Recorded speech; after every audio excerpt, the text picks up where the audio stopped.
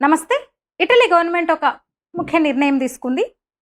ముస్లిం మహిళలు ధరించే బుర్ఖా అట్లాగే నికాబ్ అంటే ముఖాన్ని శరీరాన్ని పూర్తిగా కప్పి ఉంచే దుస్తులను నిషేధిస్తూ ఒక బిల్లు తీసుకొచ్చింది. మొన్న అక్టోబర్ 8న పార్లమెంట్ ముందుకు వచ్చింది. ఆ బిల్లు ఖచ్చితంగా అది చట్టం అవుతుంది, ఎందుకంటే అక్కడ మెజారిటీ గవర్నమెంటే ఉంది. అయితే వీటిని నికాబ్ను అట్లాగే బుర్ఖాను పబ్లిక్ ప్లేసెస్లో ధరించడానికి వీల్లేదన్నమాట. వాటిని నిషేధించే చట్టం ఇది రాబోతోంది. దానికి చెప్తున్న కారణం ఏంటంటే, ఈ ప్రతిపాదనకు వాటిని ఎందుకు నిషేధించాల్సి వస్తుందంటే, ఇస్లామిక్ సెపరేటిజాన్ని ఎదుర్కోవడానికి అట్లాగే మతపరమైన తీవ్రవాదాన్ని నిరోధించడానికి. ఇంకో ముఖ్యమైన విషయం ఏంటంటే, ఇటలీ సమాజంలో అందరూ ఒకే రకంగా జీవించడం, కలిసి జీవించడం. వాళ్ళు చెప్తుంది ఏంటంటే, ఎవరికి ప్రత్యేక ఇది ఉండకూడదు, అందరికీ కొన్ని విషయాల్లో ఒకే రకమైన నిబంధనలు ఉండాలి. ముఖ్యంగా వీటి విషయంలోని మనం భారత్కి సంబంధించి అనుకుంటాం కదా, యూనిఫామ్ సివిల్ కోడ్ గురించి కొన్ని ఏళ్ళుగా చర్చ జరుగుతోంది. అంటే అందరికీ ఒకే రకమైన లౌకిక దేశంలో, ఇంత పెద్ద ప్రజాస్వామిక లౌకిక దేశంలో అందరికీ ఒకే రకమైన నియమం ఉండాలి, ప్రత్యేక హక్కులు నియమాలు ఇలాంటివి ఉండకూడదన్న ఉద్దేశంతో కదా. ఆ ఉద్దేశంతోనే ఇటలీ గవర్నమెంట్ కూడా ఈ చట్టం తీసుకురావడానికి ఇది కూడా ఒక కారణంగా చెప్తుంది. అందుకే దీన్ని ప్రతిపాదించామని చెప్తున్నారు. ఇంకా పబ్లిక్ ప్లేసెస్ అంటే ఇంకా షాప్స్, ఆఫీసులు, స్కూల్స్, యూనివర్సిటీలు, హాస్పిటల్స్ ఇలాంటివన్నీ కూడా ఆయా ప్రాంతాల్లో పూర్తిగా మొహం కప్పుకొని వెళ్ళడానికి లేదు, బుర్ఖా అసలు లేదు. దాన్ని కనుక ఉల్లంఘిస్తే, అంటే చట్టం వచ్చిన తర్వాత ఆ నిబంధనను ఉల్లంఘిస్తే గనక మన దేశ కరెన్సీ ప్రకారం 27,000 రూపాయల నుంచి 2,70,000 వరకు జరిమానా ఉంటుంది. ఇక ఇదొక్కటి మాత్రమే కాక ఈ చట్టంలో అంటే ఆ బిల్లులో పొందుపరిచిన అంశాల్లో ఇంకొన్ని ముఖ్యమైన విషయాలు ఉన్నాయి, ఇతర నిబంధనలు కొన్ని ఉన్నాయి. మత సంస్థలు, ముఖ్యంగా ముస్లిం సంస్థలు ఫారిన్ నుంచి వచ్చి, అంటే ఫారిన్ ఫండ్స్ రూపాయితో సహా ప్రభుత్వానికి ఎప్పటికప్పుడు లెక్క చెప్పాలి, విదేశీ నిధుల వివరాలు ఎప్పటికప్పుడు అందజేయాలన్నమాట. అట్లనే బలవంతపు వివాహం చేస్తే, ఒక అమ్మాయికి ఇష్టం లేకుండా పెళ్లి చేస్తే కఠిన శిక్షలు ఉంటాయి. అంతేకాదు, ఇది ఇంకొక ముఖ్యమైనది, 3వ అంశము, కన్యత్వ పరీక్షలను బ్యాన్ చేయడం కూడా ఈ బిల్లులో ఉందన్నమాట. ఇక ఇప్పటికే కొన్ని నిబంధనలు ఉన్నాయి. ఇటలీలో 1975 నుంచి పూర్తిగా ముఖాన్ని కప్పే హెల్మెట్లు, మాస్కులను నిషేధించారు. ఇప్పుడు పబ్లిక్ ప్లేసెస్లో హెల్మెట్లు, మాస్కులు ధరించడానికి లేదనమాట. ఇక ఇప్పుడు మాత్రం పూర్తిగా ఒక మతపరమైన దుస్తులే ఇవి ఖచ్చితంగా, ఎందుకంటే ముస్లిం మహిళలు మాత్రమే ధరిస్తారు బుర్ఖా, అలాగే హిజాబ్ అయినా నికాబ్ అయినా. వాటి మీద ఇప్పుడు మళ్ళీ పూర్తిగా ఇప్పుడు నిషేధం అనమాట. ఇక ఇటలీ ప్రధాని తెలుసు, మహిళా ప్రధాని అక్కడ జార్జియా మెలోని, మన భారత ప్రధానికి మంచి ఫ్రెండ్. జార్జియా మెలోని నేతృత్వంలోని రైట్ వింగ్ గవర్నమెంట్ ఈ చట్టాన్ని తీసుకొచ్చింది అనమాట.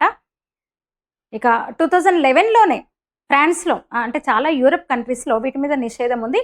2011లోనే ఫ్రాన్స్ వాటిని నిషేధించింది. ఇంకా చాలా యూరప్ కంట్రీస్, 20కి పైగా దేశాల్లో, బెల్జియం, ఆస్ట్రియా, స్విట్జర్లాండ్ వంటి దేశాల్లో కూడా వీటి మీద నిషేధాలు ఉన్నాయి. ఇక European court of human rights 2017లోనే చెప్పింది అనమాట, అంటే సమాజంలో ఐక్యత కోసం వీటి మీద నిషేధం విధించాల్సిందే అని సమర్థించింది European court of human rights.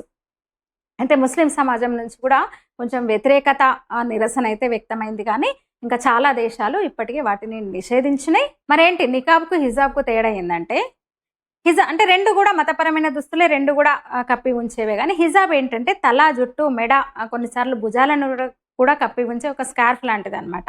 మొహం కనిపిస్తుంది అందులో, అంటే ముఖము, చేతులు, పాదాలు కనిపిస్తాయి. అంతేకాదు హిజాబ్ వివిధ రంగుల్లో, డిజైన్లలో ఉంటుంది, ఒక ఫ్యాషన్తో కలిసిపోతుంది అనమాట. నికాబ్ అట్లా కాదు, ఒక కళ్ళు మినహా ముఖం మొత్తం కప్పి ఉంచేదన్నమాట. అట్లా మతపరమైన ఉగ్రవాదాన్ని ఎదుర్కోవడానికి, ఇస్లాం సెపరేటిజాన్ని ఎదుర్కోవడానికి ఈ బిల్లుని తీసుకొచ్చారు. ఖచ్చితంగా మెజారిటీ గవర్నమెంట్ ఉంది కాబట్టి చట్టం, అంటే ఈ బిల్లు చట్టంగా రూపొందే అవకాశాలే ఎక్కువ ఉన్నాయన్నమాట. ఇక ఇటలీలో ఇట్లా ఉంటే మీకు గుర్తుండే ఉంటుంది, దాదాపు ఒక 2-3 ఏళ్ల క్రితం కర్ణాటకలో హిజాబ్ సృష్టించిన వివాదం రచ్చ మీరు చూసే ఉంటారు. అంటే ఎగ్జామ్కు హిజాబ్ వద్దు అన్నందుకు అందరూ, అంటే యూనిఫామ్ ఉంటుంది స్కూళ్ళు, కాలేజెస్లో, బుర్ఖాను మేము, అంటే హిజాబ్ను మేము ఒప్పుకోమన్నందుకు ఎంత రాద్ధాంతం జరిగిందో చూసినాం. ఇక్కడున్న లెఫ్ట్ లిబరల్స్ దీన్ని సమర్థించారు. ఆమె ఇష్టం, హిజాబ్ ధరిస్తే మీకెందుకన్నారు. బయట దేశాల్లో బుర్ఖాన్ తీసి తగలబెడుతుంటే వీళ్ళు మద్దతు ఇస్తారు. ఇది స్త్రీ స్వాతంత్రం, ఇది స్త్రీ స్వేచ్ఛ, ఇది ఫెమినిజం అంటే చప్పట్లు కొడతారు. భారతదేశం విషయానికి వచ్చేసరికి హిజాబ్ ఎందుకన్నందుకు ఇంత రచ్చ చేశారు. అంటే ఇక్కడున్న ఈ సోకాల్డ్ల 2 నాలుకల ధోరణి ఎట్లా ఉందో మీరు అర్థం చేసుకోవాలని నేను గుర్తు చేస్తున్నాను అనమాట మరొకసారి. ఇది మాత్రమే కాదు, ఇస్లాం పుట్టిన దేశాల్లో మహిళ, ముఖ్యంగా ముస్లిం మహిళ నిజంగా బంధనాలు తెంచుకొని బయటకు వస్తుంది. ఛాందసవాదం నుంచి, ఛాందసవాద భావజాలం నుంచి బయటపడుతోంది. చక్కగా ఇష్టం వచ్చిన దుస్తులు ధరించగలుగుతోంది. బుర్కా వేసుకోవాలన్న నిబంధన లేదు. మొత్తం కప్పుకొని ముసుకొని ఒక ఏమంటారు, ఒక బానిసలాగా చూశారు. నిజంగా ఒక ఆట బొమ్మలాగా చూశారు. ఆ మతంలో, ఇస్లాంలో మహిళను ఒక ఆట బొమ్మగా చూసిన పరిస్థితి. అలాంటిది ఇస్లాం కంట్రీస్లో మహిళ స్వేచ్ఛగా తిరగగలుగుతోంది.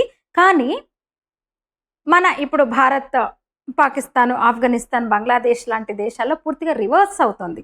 ముస్లిం మహిళ పరిస్థితి పూర్తిగా రివర్స్ అవుతుంది. ఇది ఈ వీడియో మీద మీ అభిప్రాయాలు తెలియజేయండి. లైక్ చేయండి, షేర్ చేయండి, ఛానల్ని సబ్స్క్రైబ్ చేయండి. ధన్యవాదాలు.